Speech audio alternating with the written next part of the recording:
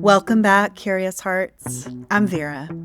Together, in every episode, we get to explore what it is we really believe, how we practice, and we get to meet people who are on their own spiritual path. Together, we begin. Welcome back, Curious Hearts. It's Vera, and today it's time for us to get to practice. It's so easy for us to think about our practices and read about them and talk about them and write about them and trick ourselves into thinking that we're getting somewhere when really we're just thinking about it. And that's not going to get us where we need to go. Because unfortunately, thinking about it has almost never solved anything in my experience. So today we're starting with stillness. It seems obvious and maybe a little simple. It may not even feel like a spiritual practice to you, but I guarantee you this is at the foundation of every other spiritual practice that we need. And we could talk for a long time about neurodiversity and lots of different things and why stillness is more challenging for some folks than others. But I still really believe that finding a way to meet that quiet, open space is essential for all of us. Before we get into the practice, I want to talk a little bit about why stillness is so hard and to just acknowledge that it's hard. It is hard to sit still in a world that is expecting us to constantly be moving and making and creating and doing. That stillness feels like the opposite of that. I think in the worst case scenario, stillness or quiet might be misinterpreted or misunderstood as laziness or as lethargy or, one of those 7 deadly sins of sloth, right? That's not what I'm talking about. If what we are looking for is a way of being more deeply connected with our own lives, with ourselves, with each other, and with, some power greater than us, I think we have to practice removing the distractions. We have to practice removing the things that are getting in the way of that connection.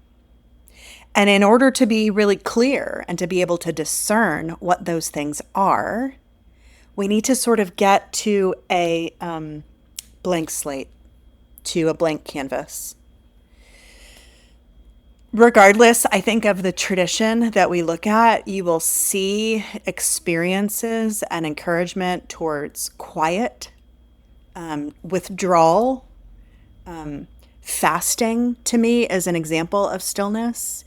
Going into the cave, sitting for meditation, kneeling for prayer, getting quiet in order to be able to be more sensitive, more aware, and to be able to listen more deeply.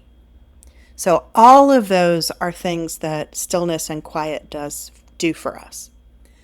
It might not feel fair to conflate stillness and quiet to you, and we'll talk more about this as time goes by. But for now, I want you to just go with me, right? Find a place to be where you feel comfortable enough and where, that's maybe the sensations in your body aren't super distracting. So for some of us, that might be sitting down. It might be lying down. You are allowed to make yourself comfortable. So if you need to press pause, do that and then come back. So as you find yourself in a comfortable place, like you might already notice there's like a little anticipation about what's about to happen. And that anticipation is part of the activity that we're about to slow down. So it's okay if any of that is happening. It's okay if before you sit down for stillness, you feel yourself resistant to it, right? In that moment where we arrive and we're like, okay, I'm going to sit here for a minute and just practice being here without a lot of movement, without a lot of other activity, without a lot of sound or noise. In that moment, right before or just as we sit down, we might notice a list of all the other things we should be doing. We might notice some self judgment that arises. You might actually even feel some judgment around me that's rising, and that's okay. I'm not offended by that. All of those things can happen. I find that one of the other things that happens when we're trying to move towards this sense of just like quiet, open space is we start to notice all of the things that aren't quiet and open and spacious. So, all of that is part of the work, it's part of the practice. And if you are one of those people who has said in your life, I'm a terrible meditator, I can't quiet my mind, welcome to the club. You are in really good company.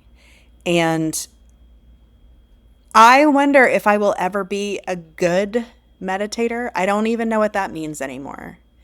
But if you're finding yourself, in a lot of self-judgment, it might be good for you to go back and listen to the episode on practice. Just as a reminder that we're not always on our way somewhere, that sometimes being in the work is the most transformative part. So now that you've found your nice, stable, quiet, supportive spot, let yourself take a deep breath. And if you'd like to make a little noise before we begin, that's fine. If you find the outside world distracting, like you're finding yourself looking around and like wondering what's happening or looking at me, feel free to close your eyes and allow yourself to just begin to settle.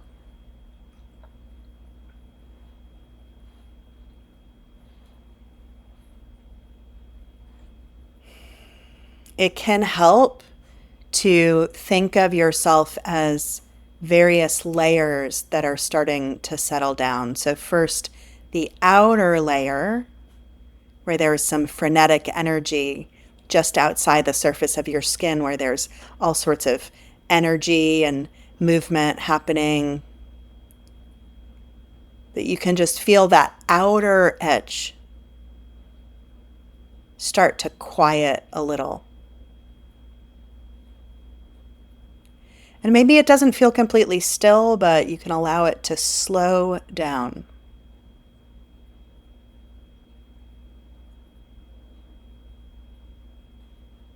It's as if the surface of your skin is the surface of a pond,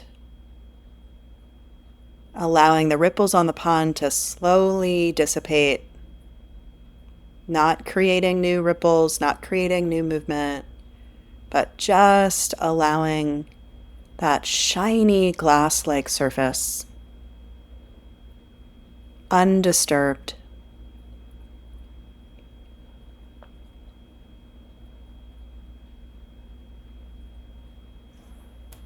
And then allowing yourself to settle a little bit deeper into the inner edges of your body, your inner layers, the sensations underneath your own skin. Knowing that there is movement always happening as the heart beats and your breath continues to move.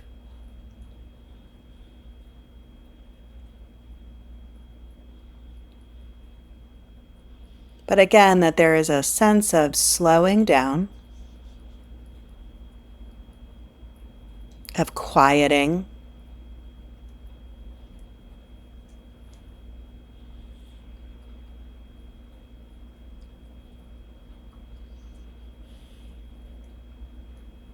and then becoming aware of the movement in your own mind. You might experience thoughts or memories or things that need to happen. You might experience judgments about yourself, about how distracted you are, or you might feel how good you are at this. You're an excellent meditator. All of those are movement, and it's fine that the mind moves. But see if you can imagine the mind like a great snow globe, allowing those little flakes that cloud the image slowly, slowly starting to melt all the way down to the floor.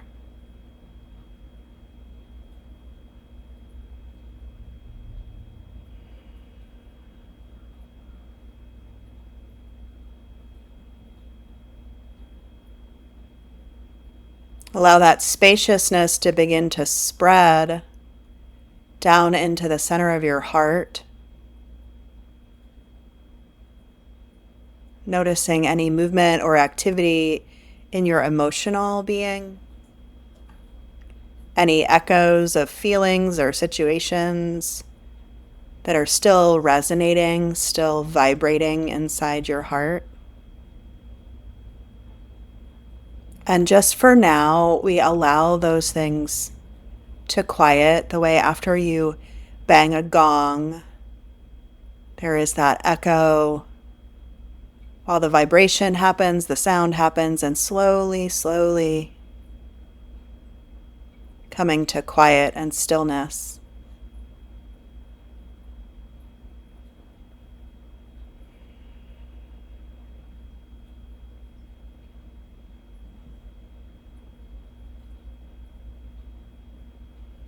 And then noticing your more ethereal qualities. Perhaps an inner awareness of your spirit. Noticing that the spirit has a natural sense of freedom and movement and changeability. That natural ethereal quality that you can't quite grasp. Allowing your spirit to be diffuse like a wide fog. Cool, wrapping you.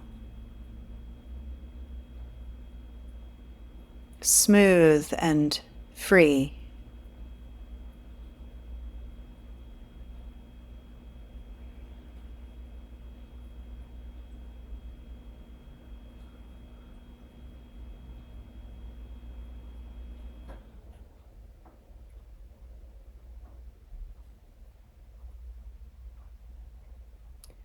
You may notice more and more the sounds around you or the sensations in your body. And those noticings, those observations may entice you to shift or adjust. And just for these moments, I want to encourage you to be still, to just be with what is here. And allow all of the parts of you to come back to that still, quiet, glass-like surface of that lake.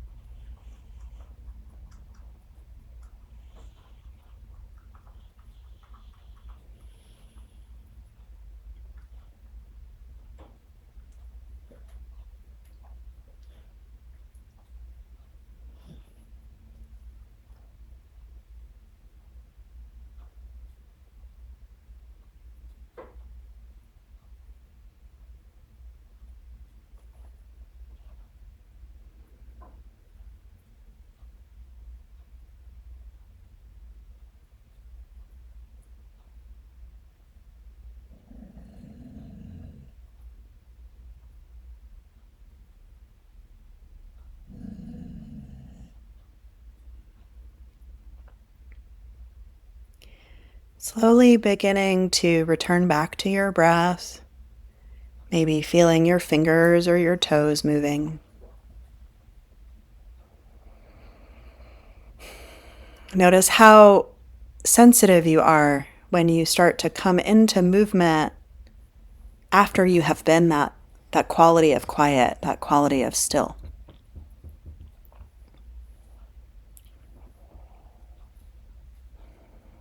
And just take these moments to witness what the quality of the mind is, the quality of the heart. See if you can feel your wider awareness, your wider sensation of yourself, but also of your connectedness.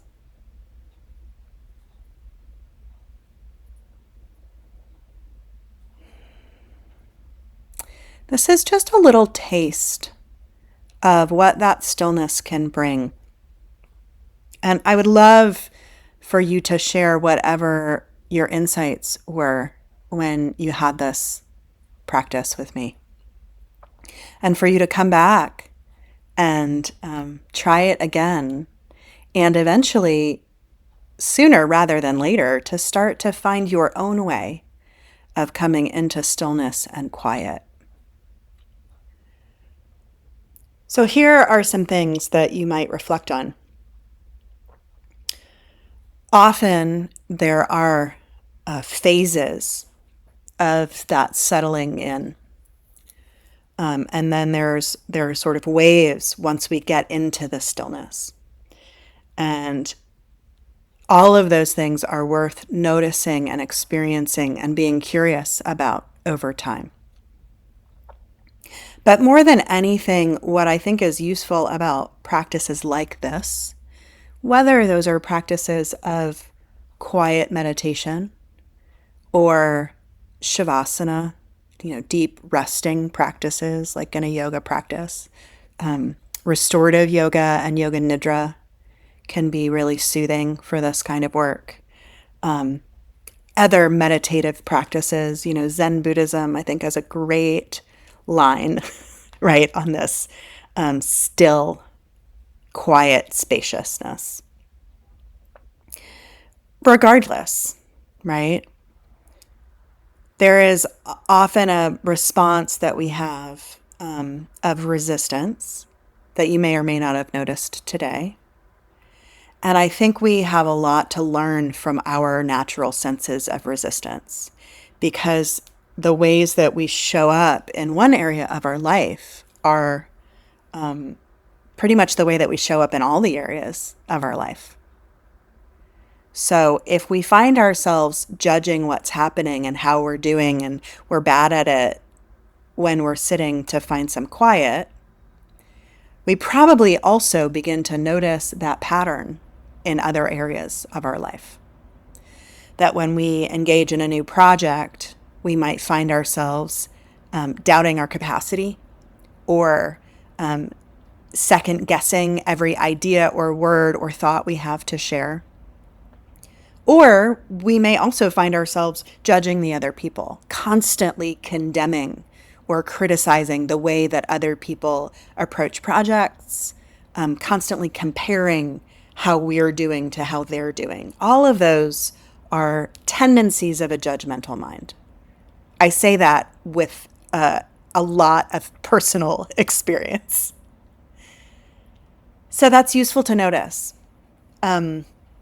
One of the other things that can happen very early on in a practice, or when you're having a really hard time in your waking life and you're just like moving about the day life, whether that's in your work or relationship or some other thing that feels like really hard to be moving through, we might feel a sense of resistance that's actually feels like fear, that feels like we can't get still, because then all the feelings will catch up to us.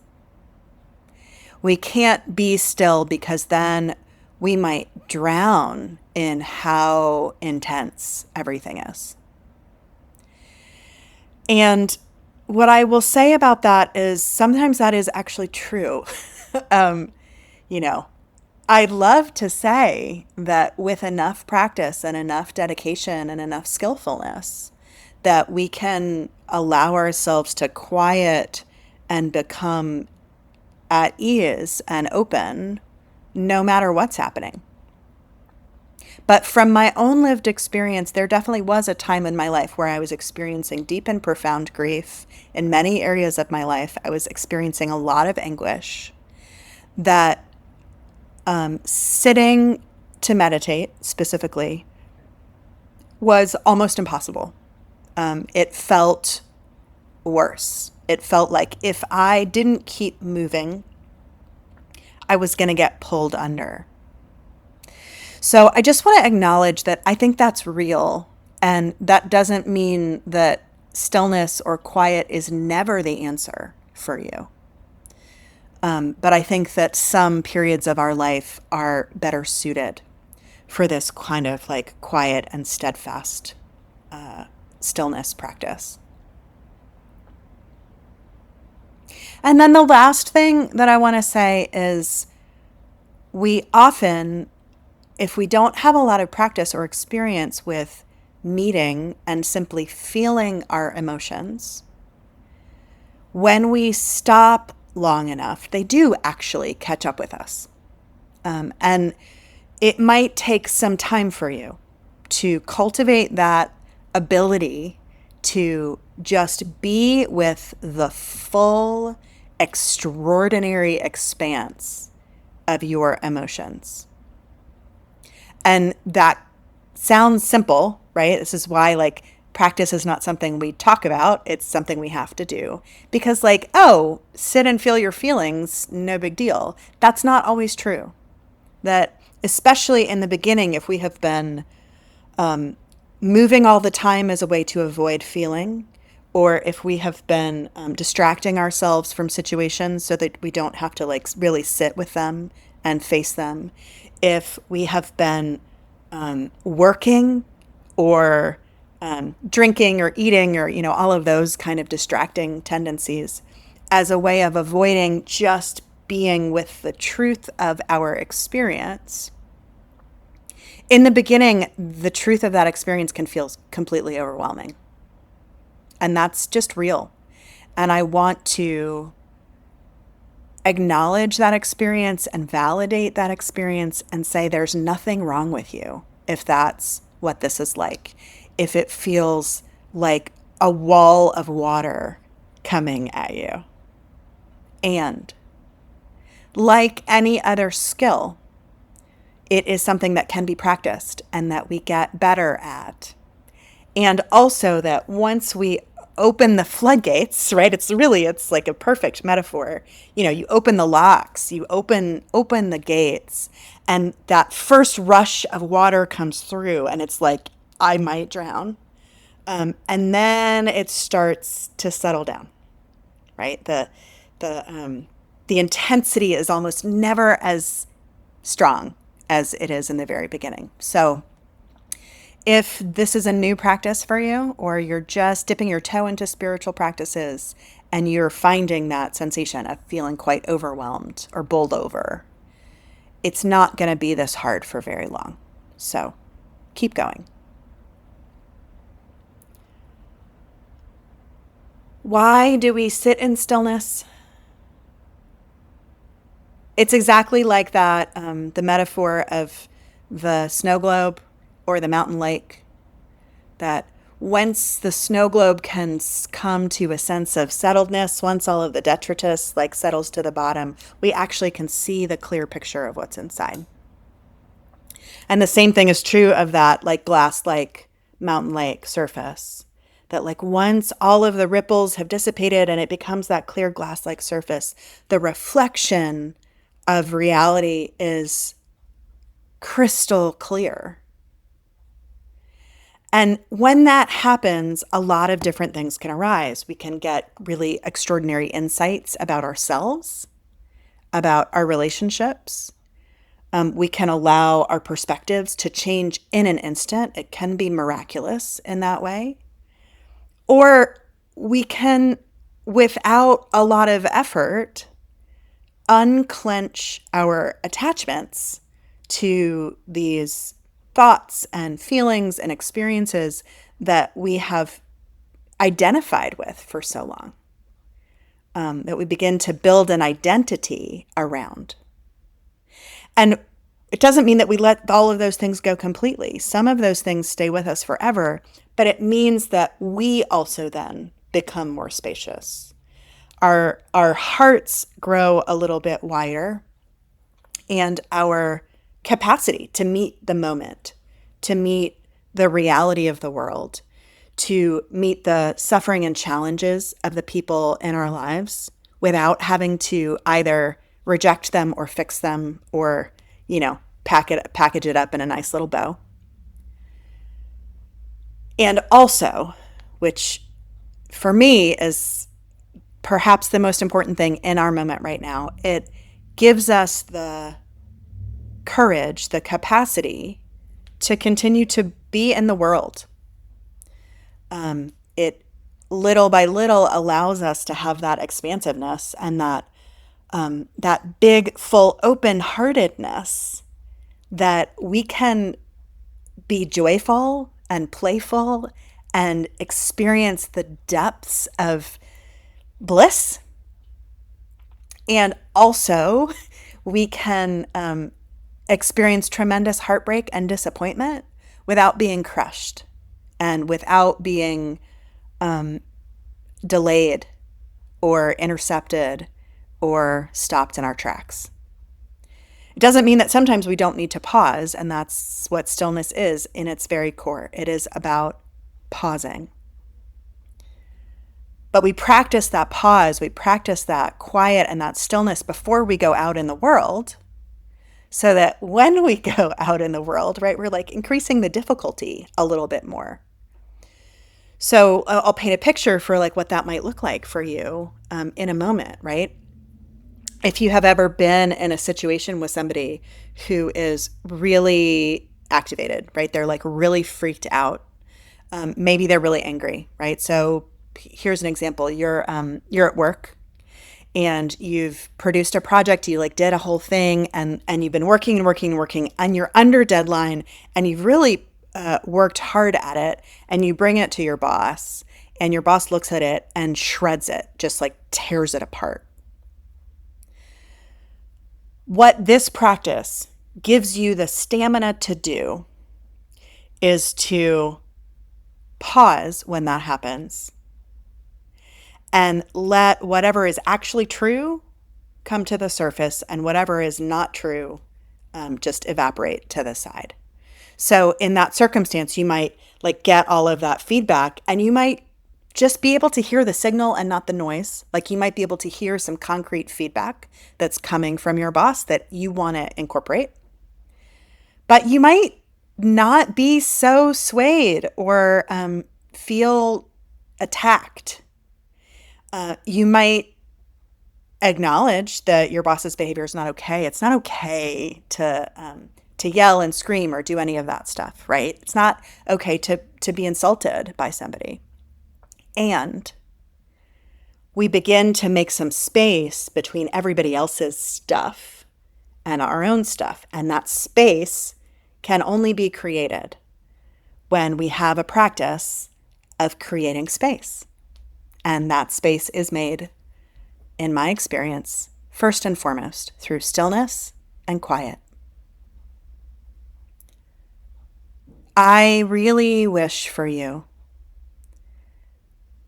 an ongoing and steady practice of being able to be still and to meet the whole fullness of this very moment whenever you need it. And my prayer and my blessing to you is that you learn to live in the fullness of this moment, every moment, for the rest of your life. Because I think that that's what being fully alive feels like. And I believe that you deserve to feel fully alive. Thanks for being here, Curious Hearts, and I'll see you next time.